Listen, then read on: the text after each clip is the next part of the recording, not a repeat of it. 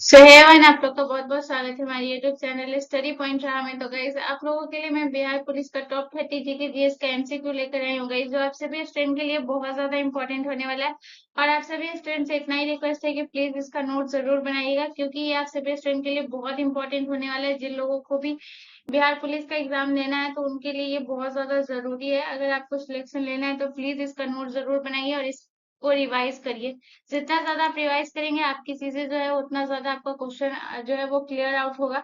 तो चलिए इसे बिना देर के स्टार्ट कर दे। तो हमारा पहला क्वेश्चन है, क्वेश्चन नंबर 1 है गाइस। क्वेश्चन नंबर 1 हमसे कह रहा है कि बिहार से प्रकाशित होने वाला हिंदी पहला समाचार पत्र जो था वो कौन सा था। तो आपसे पूछा है कि वो पहला समाचार पत्र जो था बिहार से जो प्रकाशित हुआ था हिंदी समाचार पत्र, वो कौन सा था। तो आपके ऑप्शन है, ऑप्शन ए बिहार बंधु, ऑप्शन बी प्रभात खबरी, ऑप्शन सी चैतन्य चंद्रिका या option D Aryavart. So guys इसका जो करेक्ट आंसर होगा वो होगा option number A is the correct answer. Bihar Bandhu जो है वो पहला हिंदी समाचार पत्र था जो बिहार से प्रकाशित हुआ था।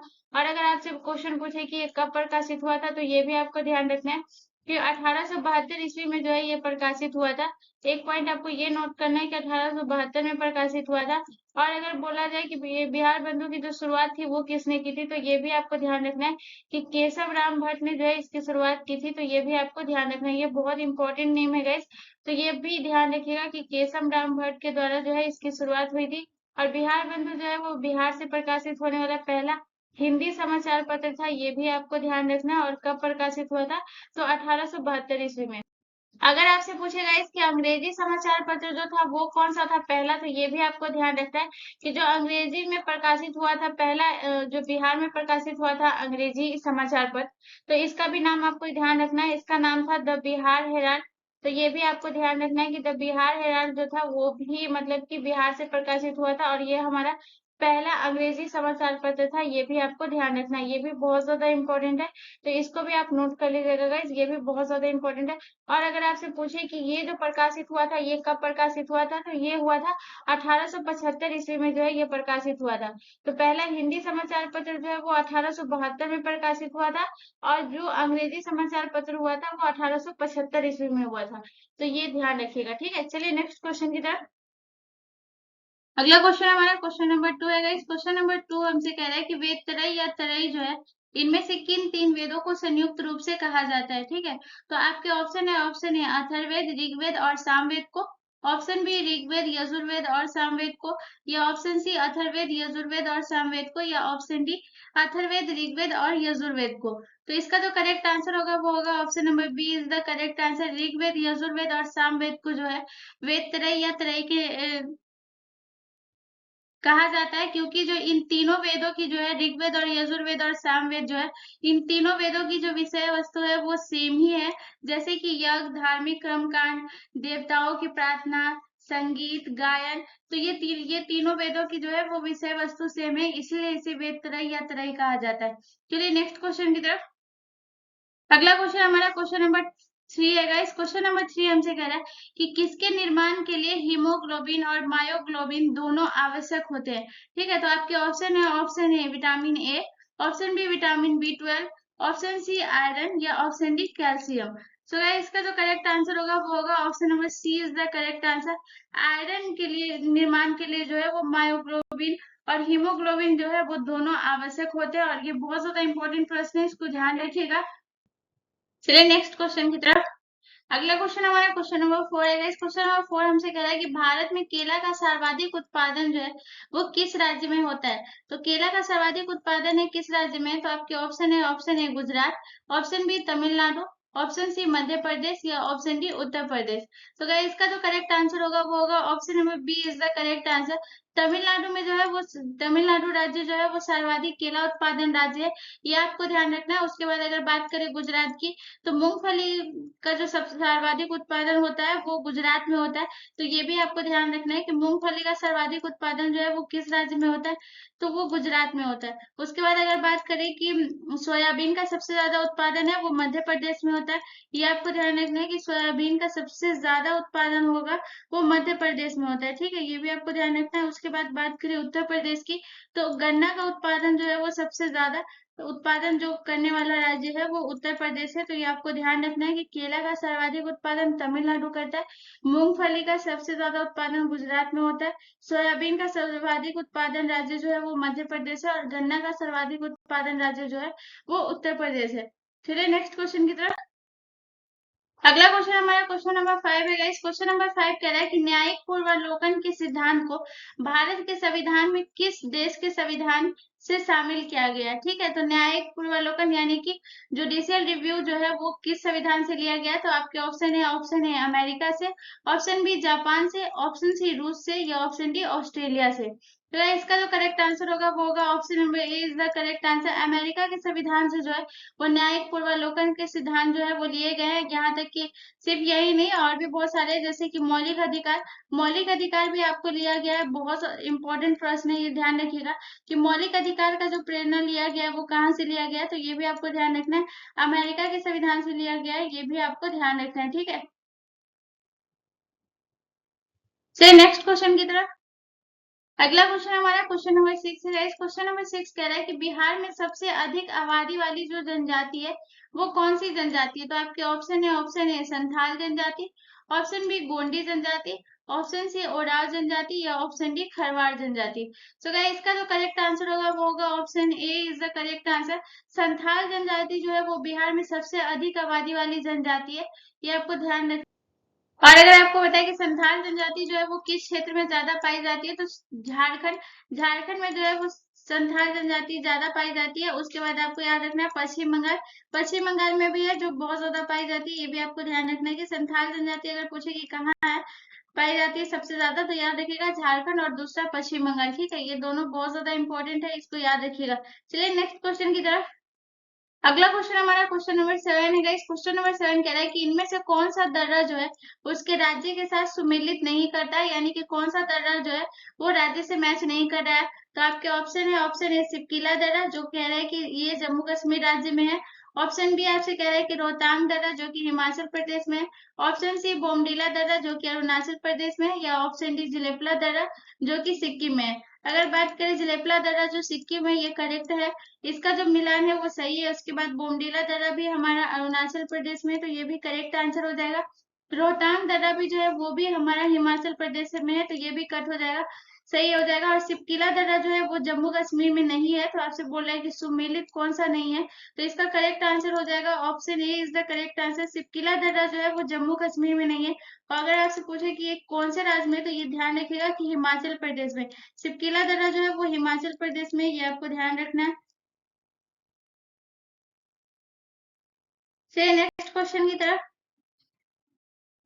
अगला क्वेश्चन हमारा क्वेश्चन नंबर 8 है गाइस। क्वेश्चन नंबर 8 हमसे कह रहा है कि निम्नलिखित में से कौन भरतनाट्यम और ओडिसी नृत्य दोनों से संबंधित है। ठीक है, तो आपके ऑप्शन है कि ऑप्शन आपके बोल रहे हैं कि ऑप्शन ए है मल्लिका साराभाई, ऑप्शन बी यामिनी कृष्ण मूर्ति, ऑप्शन सी सोनल मानसी, या ऑप्शन डी रुक्मणी देवी। तो जो भरतनाट्यम और ओडिसी दोनों नृत्य से संबंधित है वो कौन है? अगर बात करें मल्लिका साराभाई की, तो मल्लिका साराभाई जो है वो भरतनाट्यम से संबंधित है, और इसके साथ साथ ये कुचिपुड़ी से भी संबंधित है, ये आपको ध्यान रखना है। उसके बाद बात करें सोनल मानसिंह की, तो ये भरतनाट्यम से भी संबंधित है, उसके साथ ओडिसी नृत्य से भी संबंधित है, ये आपको ध्यान रखना है। रुक्मणी देवी जो है वो आपके भरतनाट्यम से संबंधित है, और यामिनी कृष्णमूर्ति जो है वो भरतनाट्यम प्लस कथक से संबंधित है, ये आपको ध्यान रखना है। ठीक है, सोनल मानसिंह जो है ये आपका करेक्ट आंसर हो जाएगा, क्योंकि भरतनाट्यम और ओडिसी दोनों नृत्य से संबंधित जो है वो सोनल मानसिंह है, और इनको 1992 में जो है इनको पद्म विभूषण भी मिला हुआ है। तो ये भी आपको ध्यान रखना है कि 1992 में जो है पद्म विभूषण मिला, और सबसे कम उम्र में इनको मिला है। तो ये भी आपको ध्यान रखना है कि सबसे कम उम्र में प्राप्त करने वाली पद्म विभूषण सोनल मानसिंह है, ये भी आपको ध्यान रखना है। ठीक है, चलिए नेक्स्ट क्वेश्चन की तरफ। अगला क्वेश्चन हमारा क्वेश्चन नंबर 9 है। इस क्वेश्चन नंबर 9 हमसे कह रहा है कि स्वतंत्र भारत में बिहार विधानसभा के पहले अध्यक्ष जो थे वो कौन थे? तो option A Lakshmi Narayan Sudhanshu, option B Ram Narayan Mandal, या ऑप्शन सी बिंदेश्वरी प्रसाद वर्मा, या ऑप्शन डी राम दयालु सी। तो गाइस इसका जो करेक्ट आंसर होगा वो होगा option number D is the correct answer. Ram दयालु जो सी थे वो स्वतंत्र भारत में बिहार विधानसभा के पहले अध्यक्ष थे। तो नेक्स्ट क्वेश्चन की तरफ। अगला क्वेश्चन हमारा क्वेश्चन नंबर 10 है गाइस। क्वेश्चन नंबर 10 हमसे कह रहा है कि तेलहर जलप्रपात जो है वो बिहार के किस जिले में स्थित है। आपके ऑप्शन ए कैमूर जिला, ऑप्शन बी बांका जिला, ऑप्शन सी खगड़िया जिला या ऑप्शन डी बक्सर जिला। सो गाइस इसका जो करेक्ट आंसर होगा वो होगा option A is the correct answer. Kaimur जिला में जो है वो तेलहर जलप्रपात है। और तेलहर जलप्रपात की एक चीज याद रखिएगा कि इसकी जो ऊंचाई है वो 80 मीटर जो है इसकी ऊंचाई है तेलहर जलप्रपात की। और तेलहर जलप्रपात जो है वो बिहार का सबसे प्रसिद्ध जलप्रपात है, ये भी आपको ध्यान रखना है। और ये कैमूर जिला में स्थित है। चलिए नेक्स्ट क्वेश्चन की तरफ। अगला क्वेश्चन हमारा क्वेश्चन नंबर 11 है। इस क्वेश्चन नंबर 11 कह रहा है कि किस विटामिन की कमी से रतौंधी बीमारी जो होती है वो किस बीमारी की कमी के कारण होती है। तो आपके ऑप्शन है option A vitamin C, option B vitamin D या ऑप्शन सी विटामिन बी या option D vitamin A. So क्या इसका जो करेक्ट आंसर होगा वो होगा option number D is the correct answer. Vitamin A की कमी के कारण जो है वो हमें रतौंधी बीमारी होती है। अब बात करते हैं विटामिन बी की कमी से। तो विटामिन बी की कमी से जो है वो हमें कौन सी बीमारी होती है। तो विटामिन बी की कमी से हमें जो है वो एनीमिया जो होता है वो विटामिन बी की कमी से होता है। ये आपको ध्यान रखना है कि एनीमिया जो होता है वो विटामिन बी की कमी के कारण होता है, ये आपको ध्यान रखना है। उसके बाद अगर बात करें विटामिन सी की, तो विटामिन सी की कमी से जो होता है मसूड़ों में खून आना, मसूड़ों से जो खून आना होता है वो विटामिन सी की कमी से होता है, ये भी आपको ध्यान रखना है। मसूड़ों से खून आना। उसके बाद अगर बात करें विटामिन डी से, तो विटामिन डी की कमी से जो है वो होता है हड्डियों का कमजोर होना, हड्डियों में दर्द या फिर मांसपेशियों में जो दर्द होता है वो विटामिन डी की कमी के कारण होता है। ये भी आपको ध्यान रखना है कि हड्डियों में दर्द या मांसपेशियों में जो दर्द होता है वो विटामिन डी की कमी के कारण होता है। तो ये आपको नोट कर लेना है। चलिए नेक्स्ट क्वेश्चन की तरफ। अगला क्वेश्चन हमारा क्वेश्चन नंबर 12 है गाइस। क्वेश्चन नंबर 12 हमसे कह रहा है कि निम्नलिखित में से किसने स्वराज पार्टी निर्माण के लिए कांग्रेस के अध्यक्ष पद से जो है वो त्याग दिया था। तो आपके ऑप्शन है option A C R Das, option B Motilal Nehru, option C Rajendra Prasad या ऑप्शन डी विठल भाई पटेल। तो गाइस इसका जो करेक्ट आंसर होगा वो होगा ऑप्शन ए और ऑप्शन बी दोनों करेक्ट आंसर है। क्योंकि जो स्वराज पार्टी के निर्माण के लिए जो है कांग्रेस के अध्यक्ष से जो त्याग पत्र दिया था वो सी आर दास भी दिए थे और मोतीलाल नेहरू, इन दोनों ने मिलकर जो है त्याग पत्र दिया था स्वराज पार्टी के निर्माण के लिए। तो ये आपको ध्यान रखना। चलिए नेक्स्ट क्वेश्चन की तरफ। अगला क्वेश्चन हमारा क्वेश्चन नंबर 13 है। इस क्वेश्चन नंबर 13 कह रहा है कि इनमें से किस नदी पर तुलबुल परियोजना जो स्थित है वो कौन सी नदी पर स्थित है। तो आपके ऑप्शन है ऑप्शन ए व्यास नदी पर, ऑप्शन बी सतलज नदी पर, ऑप्शन सी रावी नदी, ऑप्शन डी झेलम नदी पर। सो गाइस इसका जो करेक्ट आंसर होगा वो होगा option number D is the correct answer. Jhelum नदी पर जो है वो तुलबुल परियोजना स्थित है। अगर आपसे पूछे कि तुलबुल परियोजना से जो लाभान्वित राज्य है वो कौन सा है, तो ये आपको याद रखना है जम्मू कश्मीर। जो जम्मू कश्मीर जो है इसका लाभ उठाता है तुलबुल परियोजना का, ये आपको ध्यान रखना है। और ये झेलम नदी पर स्थित है, ये पॉइंट भी आपको याद रखना है। चलिए नेक्स्ट क्वेश्चन की तरफ।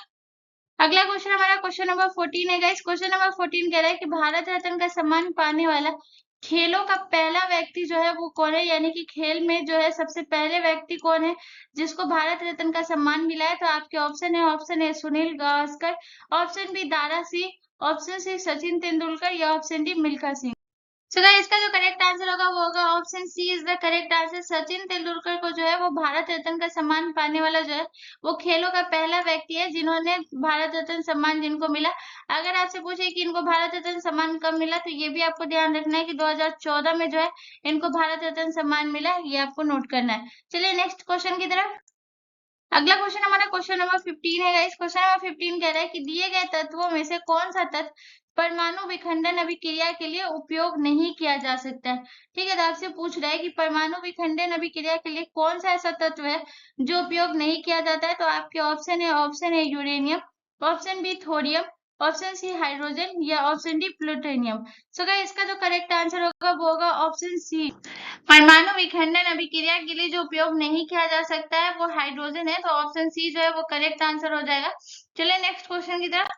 अगला क्वेश्चन हमारा क्वेश्चन नंबर 16 है। इस क्वेश्चन नंबर 16 कह रहा है कि भारतीय संसद में कितने सांसद जो है वो बिहार राज्य का प्रतिनिधित्व करते हैं। तो कितने सांसद जो बिहार राज्य का प्रतिनिधित्व करते हैं। तो option A 21, option B 35, option C 15 या ऑप्शन डी 40। सो गाइस इसका जो करेक्ट आंसर होगा वो होगा option D is the correct answer. 40 सदस्य जो है वो 40 सांसद जो है वो बिहार राज्य का प्रतिनिधित्व करते हैं। तो ये आपको ध्यान रखना है। चलिए नेक्स्ट क्वेश्चन की तरफ। अगला क्वेश्चन हमारा क्वेश्चन नंबर 17 है। इस क्वेश्चन नंबर 17 कह रहा है कि वर्तमान समय में बिहार विधानसभा के सदस्यों की संख्या जो है वो कितनी है। ठीक है, तो आपके option A 240, option B 245, option C 243 या ऑप्शन डी 250।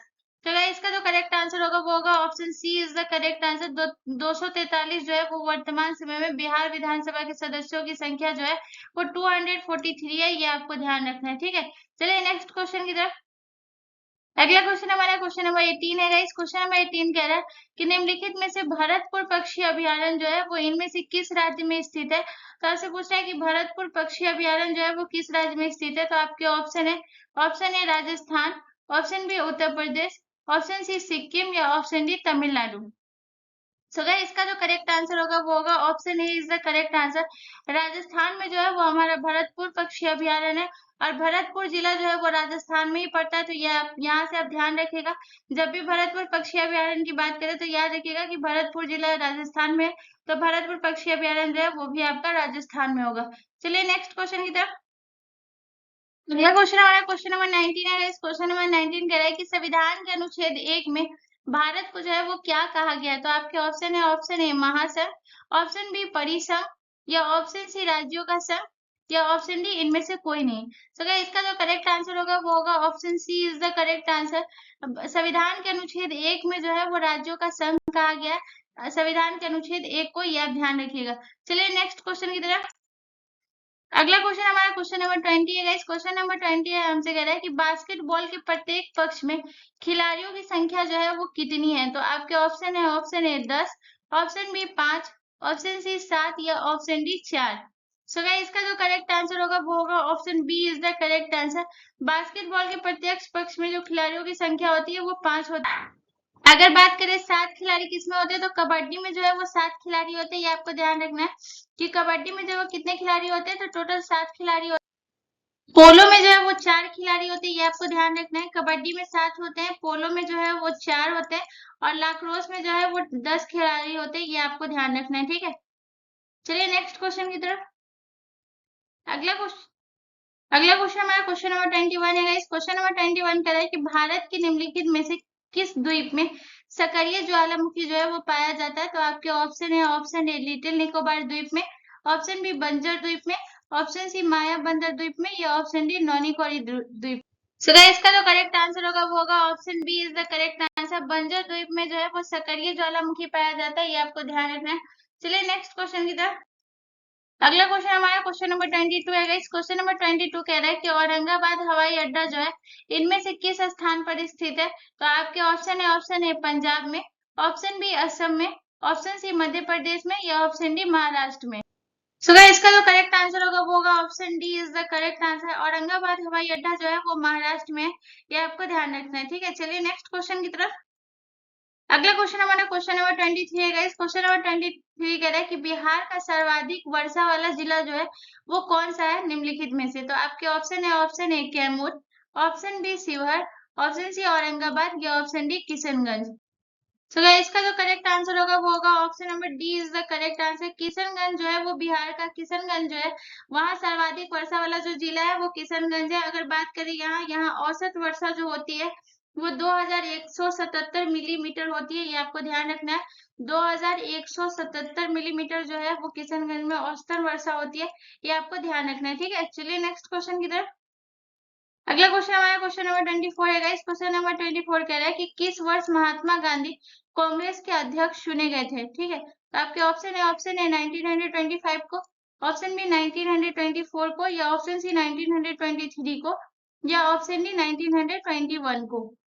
सो इसका जो करेक्ट आंसर होगा वो होगा option B is the correct answer. 1924 में जो है इन्होंने, जो महात्मा गांधी जो थे वो कांग्रेस के अध्यक्ष चुने गए थे, और ये किस अधिवेशन की अध्यक्षता की थी ये भी आपको ध्यान रखना है। ये एक ही बार कांग्रेस के अध्यक्ष चुने गए थे, और इन जो अधिवेशन की अध्यक्षता की थी वो याद रखिएगा, बेलगाम अधिवेशन। बेलगाम अधिवेशन में जो है ये अध्यक्ष चुने गए थे 1924 में, और ये जो है एक ही बार जो है इसके अध्यक्ष चुने गए थे, और ये जो इसकी अध्यक्षता की थी वो बेलगाम अधिवेशन की थी, ये भी आपको ध्यान रखना है। चलिए नेक्स्ट क्वेश्चन की तरफ। अगला क्वेश्चन हमारा क्वेश्चन नंबर 25 है। इस क्वेश्चन नंबर 25 कह रहा है कि महावीर जैन की मृत्यु किस नगर में हुई है। तो आपके ऑप्शन ए कुंडग्राम में, ऑप्शन बी कुशीनगर में, ऑप्शन सी पावापुरी में, या ऑप्शन डी राजगीर में। सो इसका जो करेक्ट आंसर होगा वो होगा option C is the correct answer. Pawapuri में जो है वो महावीर जैन की जो है वो मृत्यु हुई थी। अगर पूछे कि कब हुई थी तो ये भी आपको ध्यान रखना है कि 527 ईसा पूर्व जो है पहले इनकी मृत्यु हुई थी, ये भी आपको ध्यान रखना है। 527 ईसा पूर्व। अगर आपसे पूछे कि कितने साल में जो है इनकी मृत्यु हुई थी, तो महावीर जैन जो है वो 72 वर्ष की उम्र में जो है इनकी मृत्यु हुई थी। ये भी आपको ध्यान रखना है कि 72 वर्ष की उम्र में जो है महावीर जैन स्वामी की जो है मृत्यु हुई थी। और कब हुई थी? तो 527 ईसा पूर्व। ये भी आपको ध्यान रखना है, ठीक है। चलिए नेक्स्ट क्वेश्चन की तरफ। अगला क्वेश्चन हमारा क्वेश्चन नंबर 26 है गाइस। क्वेश्चन नंबर 26 कह रहा है कि प्रसिद्ध मरीना समुद्र तट भारत के निम्नलिखित में से किस मैदान का हिस्सा है? तो आपके ऑप्शन ए गुजरात मैदान, ऑप्शन बी पश्चिमी तटीय मैदान, ऑप्शन सी पंजाब का मैदान, या ऑप्शन डी पूर्वी तटीय मैदान। सो इसका जो करेक्ट आंसर होगा वो होगा option D is the correct answer, पूर्वी तटीय मैदान। यानी कि प्रसिद्ध जो मरीना है वो समुद्र तट के पूर्वी तटीय मैदान के इधर का हिस्सा है, ये आपको ध्यान रखना है। चलिए नेक्स्ट क्वेश्चन की तरफ। अगला क्वेश्चन हमारा क्वेश्चन नंबर 27 है गाइस। क्वेश्चन नंबर 27 कह रहा है कि केंद्र के पास अवशिष्ट शक्तियां संविधान के किस अनुच्छेद के तहत है? तो आपके ऑप्शन ए अनुच्छेद 245, ऑप्शन बी अनुच्छेद 247, ऑप्शन सी अनुच्छेद 248, या ऑप्शन डी अनुच्छेद 246। सो गाइस इसका जो करेक्ट आंसर होगा वो होगा option C is the correct answer. जो केंद्र के पास अवशिष्ट शक्तियां है वो अनुच्छेद 248 के तहत। अगर पूछे कौन से भाग, तो भाग 1 के तहत जो है ये केंद्र के पास अवशिष्ट शक्तियां है, ये भी आपको ध्यान रखना है। चलिए नेक्स्ट क्वेश्चन की तरफ। अगला क्वेश्चन हमारा क्वेश्चन नंबर 28 है गाइस। क्वेश्चन नंबर 28 कह रहा है कि दक्षिण भारत के किस राजवंश ने जैन धर्म को संरक्षण दिया था? ये आपको ध्यान रखना है, ये बहुत ही इंपॉर्टेंट प्रश्न है। तो आपके ऑप्शन ए राजपूत वंश, ऑप्शन बी चोल वंश, ऑप्शन सी पल्लव वंश, या ऑप्शन डी इनमें से कोई नहीं। सो इसका जो करेक्ट आंसर होगा वो होगा option A is the correct answer. Rajput राजवंश ने जो है वो जैन धर्म को संरक्षण, ये आप ध्यान रखिएगा। चलिए नेक्स्ट क्वेश्चन की तरफ।